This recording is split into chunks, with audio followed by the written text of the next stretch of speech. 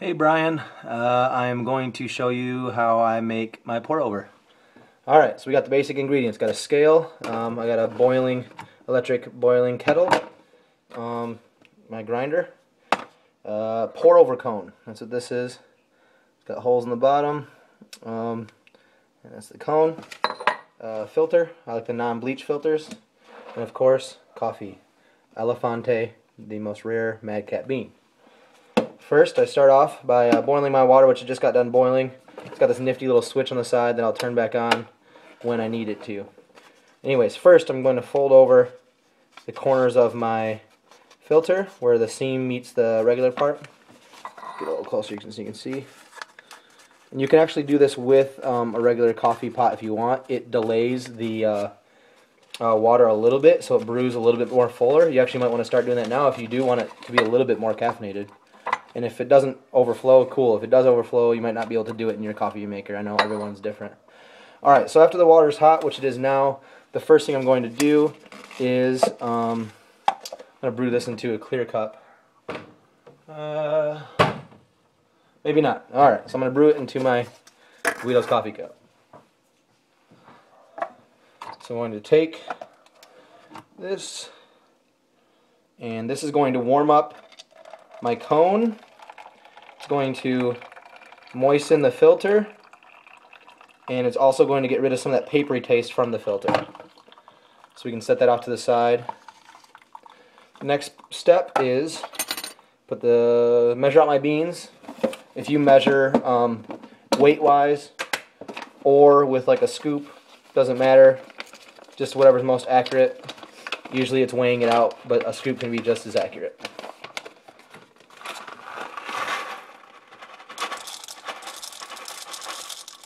And the ratio for pour over is for a 12 ounce, which is approximately 348 grams of water, is 20 grams of coffee. 20 grams in there.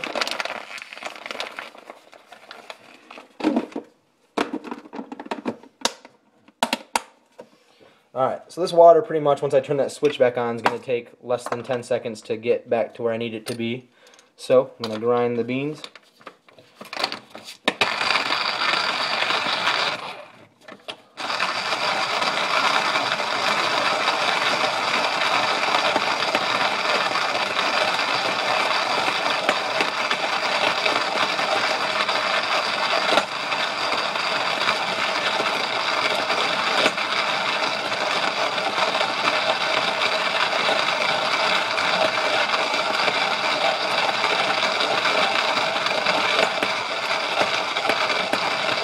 Sorry this takes so long. It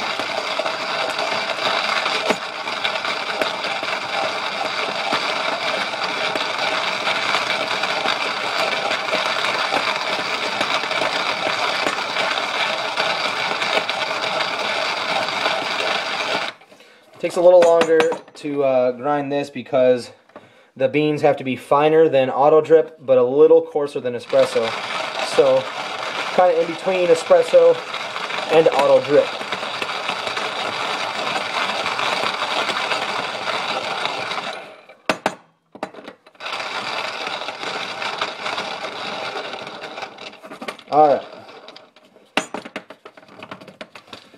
Alright, I got those grinded. I want to brew as soon as possible after grinding beans, so I'm going to dump out my water. Get this set up.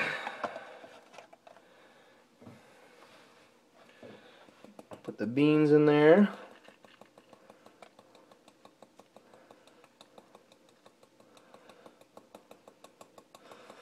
And I'm pouring it slowly so it forms kind of like a mountain or a little hill inside of the filter. I'm going to poke a little hole in the top. I'll show you what that looks like. As you can see. There you go. Alright. Alright, now I get that, so it's zeroed out. I'm going to pour 300, get this a little hotter. I'm going to pour about 340 to 348 grams of water. That's pretty much hot enough already. You don't want it to be boiling. Alright, and then you want to time it I was looking for my phone, which I'm recording this on, so I can't time it on that, and I'll start because I have a clock.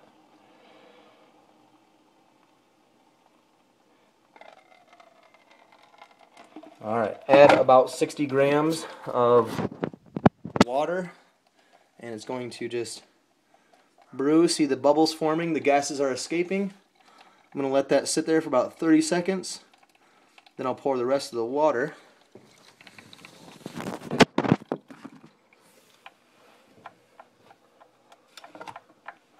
Alright, it's been about 30 seconds. Now I pour the appropriate amount in a small, tight spiral, about the size of a 50-cent piece or so, just in a circle, until my scale tells me the appropriate amount of water. I know this sounds all nerdy and stuff and whatever, maybe obsessive, but when you try the cup of coffee you will understand why being precise matters. Well, pretty much I'm going to let this drip down. I'll show you. Let's see here. Alright, I don't know if you can see inside of there. I'll lift this up. The water pretty much drips into the cup there. And there you go. And I'll just wait for that to go down and we'll be all set. Peace, brah.